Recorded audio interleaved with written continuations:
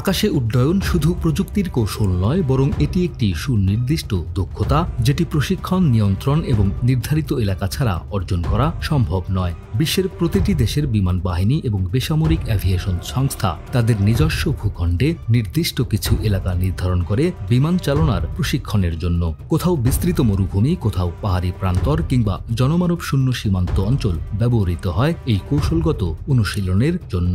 আসুন জেনে নিই সেগুলো। চীনের অধিকাংশ সামরিক বিমান প্রশিক্ষণ এলাকা জনমানব শূন্য বা নিয়ন্ত্রিত এলাকা। বিশেষ করে উইঘুর অঞ্চল, তিব্বত সীমান্ত, গবি মরুভূমি এবং ইনার মঙ্গোলিয়া এসব জায়গায় প্রশিক্ষণ ও মহড়ার জন্য নির্দিষ্ট এলাকা বরাদ্দ থাকে। পিএলএ মহড়া চলাকালে প্রায় সব সময় ওই এলাকায় সাধারণ মানুষের প্রবেশ নিষিদ্ধ করা হয়, এয়ার স্পেস বন্ধ করে দেওয়া হয়। সিভিল ট্রেনিং এলাকা অনেক সময় জনবসতির কাছাকাছি হলেও নিয়ন্ত্রিত ও সীমিত পরিসরে ব্যবহৃত হয়। নিরাপত্তার জন্য সেসব এলাকার আকাশে যাত্রীবাহী বা অন্যান্য বিমান প্রবেশ করতে পারে না।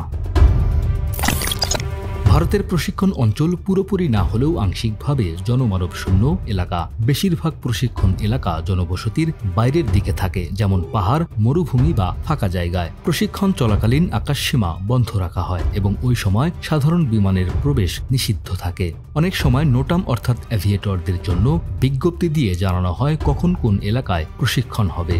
বান্ডেল থাকলে প্রতি সেনমানিতে টাকা বাঁচবে। বিকাশ সেনমানি বান্ডেল কিনে জিতুন প্রতি লেনদেনে। পাকিস্তানে বিমান প্রশিক্ষণের জন্য বেশ কয়েকটি এলাকা রয়েছে। এর মধ্যে প্রধান হল পাকিস্তান বিমান বাহিনী একাডেমি, রিসালপুর, যা একটি মৌলিক সামরিক প্রশিক্ষণ কেন্দ্র। এছাড়া পাকিস্তান বিমান বাহিনী ঘাঁটি মুরিদে ইউআভি এবং ইউসিআভি ফ্লিট রয়েছে।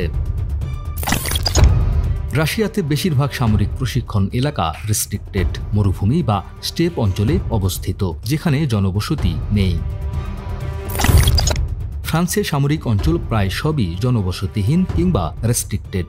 সিভিল ফ্লাইট ট্রেনিং হয় নিয়ন্ত্রিত শহরতলি এলাকায়। আমেরিকার সামরিক প্রশিক্ষণ এলাকা প্রায় সবই রেস্ট্রিক্টেড মরুভূমি ও পার্বত্য অঞ্চল। সিভিল এলাকা এটিসি দ্বারা নিয়ন্ত্রিত।